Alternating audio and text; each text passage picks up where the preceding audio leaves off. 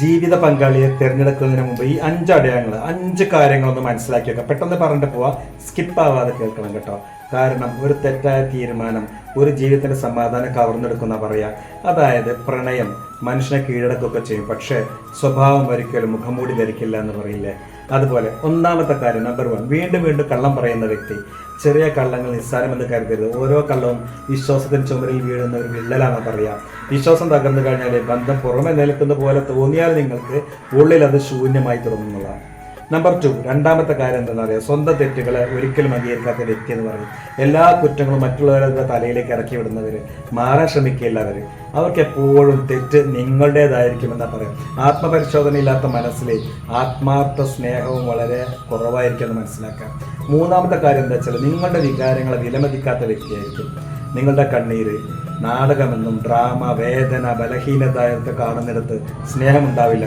അവിടെയുള്ളത് വൈകാരിക അവഗണന മാത്രമായിരിക്കും. നമ്പർ 4, നാലാമത്തെ കാര്യം ഇവിടെ കേട്ടോളൂ.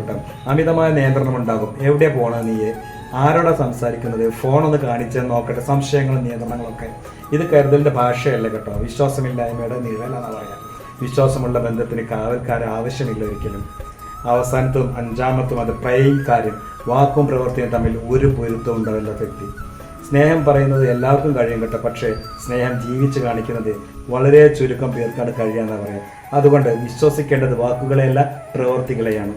ഓർക്കുക, നിങ്ങൾ ചുവന്ന കൊടിയെ റെഡ് ഫ്ലാഗ് ഇല്ലേ, നമുക്ക് ഗ്രീൻ ഫ്ലാഗ് ആക്കിയിട്ട് പച്ചക്കൊടിയാക്കി മാറ്റാൻ ഒരിക്കലും സാധിക്കില്ല. അത് പ്രണയത്തിന് സാധിക്കില്ല കേട്ടോ. കണ്ണടച്ചാൽ മാത്രം അത് കാണാതാവുള്ളൂ.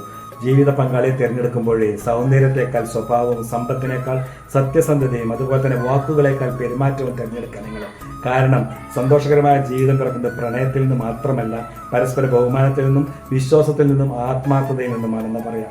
തെറ്റായ ഒരാൾ നഷ്ടപ്പെടുന്നത് നഷ്ടമായി കരുതേണ്ടത് നിങ്ങൾ, പക്ഷേ തെറ്റായ ഒരാൾക്കായി സ്വന്തം ജീവിതം നഷ്ടപ്പെടുത്തുന്നത് ആണ് ഏറ്റവും വലിയ നഷ്ടമെന്ന് പറയുന്നത് കേട്ടോ.